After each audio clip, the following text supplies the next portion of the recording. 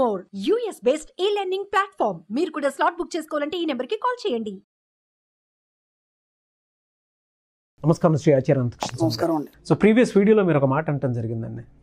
ఏ మాట అంటే మనల్ని ఎవరూ పరిశీలించట్లేదు, ఎవరూ గమనించట్లేదు అనేటువంటి ఆలోచన చాలా పెద్ద తప్పు. అది మనల్ని మనం సాటిస్ఫై చేసుకోవడానికి మాట్లాడుకునేటువంటి ఒక మాట అంతే. దానివల్ల కొంత మనల్ని మనం కోల్పోతాము, కాన్షియస్గా కూడా ఉన్నాం. కానీ ప్రతిదీ నేచర్లో మనకు తెలియకుండా కొన్ని విషయాలు అబ్జర్వ్ చేస్తూనే ఉంటాయి. మనం అత్యుత్సాహంతో చేసేటువంటి చిన్న చిన్న మిస్టేక్సే చాలా పెద్దగా మారతాయి. అవి దానివల్లే తెలుస్తుంది మన యాటిట్యూడ్ ఏ రేంజ్లో ఉందనేది ఆడియన్స్ డిసైడ్ చేసేస్తారు. ఏంటి, ఏ విధంగా ఉన్నాం, ఎలా ఉన్నాం అనేది. మన దగ్గరికి ఏది రాకుండా ఉండేది ఆ అత్యుత్సాహమే కొన్నిసార్లు. మన శాస్త్రానికి వచ్చినప్పుడు 18 మిమ్మల్ని నిరంతరం పరీక్షిస్తాయని చెప్పబడ్డది. అవును. ఒకటేంటంటే 4 వేదాలు, 18 పురాణాలు, యముడు, సూర్యుడు, చంద్రుడు, పంచభూతాలు, ఇలా 18 మిమ్మల్ని నిరంతరం అబ్జర్వ్ చేస్తాయంట. అంటే మనం అనుకుంటాం కదా, నన్ను ఎవడు చూడట్లేదు, నన్ను ఎవడు గమనించట్లేదు అంటావు. నువ్వు ఎక్కడున్నా సరే ఇవన్నీ నేను ఎప్పుడు అబ్జర్వ్ చేస్తూ నీ లెక్కలన్నీ రాస్తుంటారని చెప్పి శాస్త్రంలో చెప్తారు. అదే మనం విశ్వనియంలో చెప్పుకున్నాం. విశ్వం ఎప్పుడు నీ వెనకాలే ఉంటుంది. నీ అన్ని విషయాలన్నీ కూడా అది ఎప్పుడు అబ్జర్వ్ చేస్తూ నీకు కావాల్సినవన్నీ ఇస్తుందని. Thank you sir, thank you so much Shri Acharya Antakrishna Swami garu. ఇక్కడ విశ్వం అంటుంది మీకు కావాల్సినవన్నీ నేను ఇస్తుంటే ఇంకా మీరు ఎందుకు ఆందోళన చెందుతారు. ఇది వినడానికి ఒక రకంగా విశ్వం ఇస్తుంది, నేను ఉన్నాను మీకు ఇవ్వడానికి. అయినా మీరు ఎందుకు టెన్షన్ పడాలి, మీరు ఎందుకు ఆలోచించాలి. ఓకే అంటే మనం గతంలో చెప్పుకున్నాం, విశ్వం నీ సేవకుడు అని చెప్పుకున్నాం. విశ్వం నీ సేవకుడు, అప్పుడు నీ కూడానే ఉంటాడు, నీకు కావాల్సినవన్నీ సమకూరుస్తాడు, ఇవన్నీ మనం చెప్పుకున్నాం. కానీ విచిత్రం ఏంటంటే ఏనాడు కూడా విశ్వం నీ వెనకాల ఉందనే అబ్జర్వేషన్ నువ్వు చేయలేదు. ఎలా ఉంటుంది విశ్వం? దానికి రూపం లేదు, ఓకే, దానికి ఆకారం లేదు, దానికి ఇలా అని చెప్పడానికి లేదు. కానీ నీ పనులన్నీ సరిది పెడుతుంది, నీకేమేం కావాలన్నా అవన్నీ సమకూరుస్తుంది. అది ఎప్పుడు అంటే నువ్వు అబ్జర్వ్ చేసినప్పుడు నీకు తెలుస్తుంది, అప్పటి వరకు నీకు తెలియదు. అది నువ్వు అబ్జర్వ్ చేసినప్పుడే తెలుస్తుంది. నువ్వు ఎన్నిసార్లు ప్రయత్నించినా సరే దాని వైపు నీ దృష్టి ఉండనంత మట్టికి నీకు దాని యొక్క స్థితి అనేది మీకు అర్థం కావద్దు. ఎంత స్పష్టంగా చెప్తుందంటే నీ అవసరాలని నేను తీరుస్తున్నప్పుడు ఇంకా నువ్వు ఎందుకు ఆలోచిస్తావు అంది. ఎంత బాగుందండి వాడు. నిజంగా కూడా ఎవరనగలుగుతారు అన్నమాట? ఎవరు అనలేరు. ఎందుకంటే ఎవరైనా సరే కొంతవరకు చేయగలుగుతారు. తల్లి ఉంది, కొంతవరకు చేయగలుగుతుంది. తండ్రి ఉంది, కొంతవరకు చేయగలరు. భార్య ఉంది, కొంతవరకు చేయగలుగుతాడు. పిల్లలు ఉన్నారు, కొంతవరకు చేయగలరు. నిరంతరం నిన్నే అంటి పెట్టుకొని ఇప్పుడే కాకుండా వచ్చే జన్మలో కూడా నీతో నిరంతరం నడిచి, ఓకే, 24/7 ఎండ్ ఆఫ్ డెత్ వరకు కాకుండా మళ్ళీ ఇంకో జన్మలో కూడా మీకు తోడుండి మీతో నడుస్తుందంటే అది ఎంత గొప్ప అదృష్టవంతులు మీరంటే దానికి గమనించకపోతే మీరు దురదృష్టవంతులు. సింపుల్. ఎందుకంటే నా జీవితంలో నేను చూసినంత మట్టుకి ఈ సబ్జెక్ట్లోకి వచ్చిన తర్వాత చాలామంది జీవితాలు చూశాను, కానీ వాళ్ళు మర్చిపోతున్నారు. ఇది ఎలా జరిగింది అనే విషయం వాళ్ళకి తెలియదు. అవును.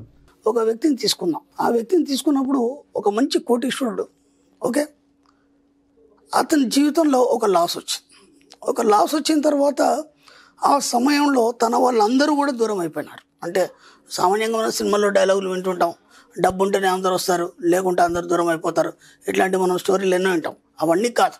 డబ్బు ఉంటేనే వస్తారు, డబ్బు లేకుండా కూడా పరపతి ఉన్న వాళ్ళు చాలామంది ఉన్నారు. ఎంతోమంది ఎన్నో రకాలుగా ఎదిగిన వాళ్ళు ఉన్నారు. డబ్బుకి దానికి సంబంధం లేదు. కాకపోతే మనం మామూలుగా చెప్పుకుంటాం మాటలన్నీ. అప్పుడు ఏమైపోతుందంటే డబ్బు అనేది ఎప్పుడైతే మన నుంచి దూరం అయిపోతుందో మనిషి ఒంటరిగా మిగిలిపోతాడంటే ఎవరు దూరం చేయరు అతన్ని, తనకు తానే ఇన్ఫీరియారిటీ ఫీలింగ్. దాంతో ఏమైపోతుంటే ఆత్మీయన్యూనతా భావం చెంది దానివల్ల అతను అందరికంటే దూరం అయిపోతాడు. అంటే ఎవరితో మాట్లాడు ఎవరి దగ్గరికి పోడు. ఇప్పుడు వాళ్ళు దూరం అయినారా, ఇతను దూరం చేసుకున్నాడు, ఇతనే దూరం చేసుకున్నాడు. ఎందుకంటే అతనికి ఒక షేమ్, ఒక ఫీలింగ్ వస్తుంది, అయ్యో ఇలా అయిపోయింది కాబట్టి ఎవరు నన్ను సరిగా చూడరేమో. అంటే ఇక్కడ అంత కారణం ఎవరంటే నీకు నువ్వే తయారు చేసుకుంటున్నావు. ఆ దూరం అనేది, ఆ డిస్టెన్స్ అనేది నీకు నువ్వే తయారు చేసుకున్నావు. ఎవరు దూరం కాదు, అందరూ అంతకుముందు ఎలా మాట్లాడారో అలాగే మాట్లాడతారు, ఎలా ఉన్నారో అలాగే ఉంటారు. అంటే ఈ భావన అనేది పబ్లిక్లో ఉండడం వల్ల మీకు ఆలోచన వచ్చి మీకు మీరే కుంగిపోయి మీకు మీరే అలాంటి ఫీలింగ్ తయారు చేసుకుంటున్నారు. అలాంటి సమయంలో ఒంటరిగా ఉన్నప్పుడు అనుకోని కొన్ని ఆలోచనలు రావడం అనేది జరిగింది అతనికి. అనుకోకుండా కొన్ని ఆలోచనలు రావడం జరిగింది. అంటే ఇప్పుడు ఇవి ఎవరికి అడిగినా సలహాలు పైన ఇస్తారు తప్ప లోతుగా ఇలా చేయొచ్చు అని ఎవరు కూడా ఇవ్వలేరు. ఎందుకంటే లోతుగా ఇచ్చేది మీ యొక్క సుప్త చేతనాత్మక మనసే. నేను అందుకే ఎన్నోసార్లు అడిగాను, ఎప్పుడు కూడా మీరు ఎవరి సలహాలు అడగకండి. ఎలాంటి సమయ సందర్భంలో అయినా సరే మీ యొక్క సుప్త చేతనాత్మక మనసు చెప్పింది మాత్రమే వినండి. మళ్ళీ మీరు ఏదైతే కోల్పోయినారో దాన్ని మళ్ళీ అంత రెట్టింపు పొందడం అనేది జరుగుతుంది. ఇప్పుడు ఏమైపోయింది, అతనికి అలా ఒంటరిగా ఉండడం వల్ల, తనను తాను మాట్లాడుకోవడం వల్ల సుప్త చేతనాత్మక మనసు నుంచి కొన్ని సూచనలు అందడం జరిగింది. అలా నా విషయంలో కూడా చాలా నా జీవితంలో బోలెడు జరిగిన ఇన్సిడెంట్స్. ఆ ఇన్సిడెంట్స్కి ఎవరూ సమాధానం చెప్పలేకపోయినారు. దానికి కొన్ని ఆధారాలు కూడా చూపించడం జరిగింది.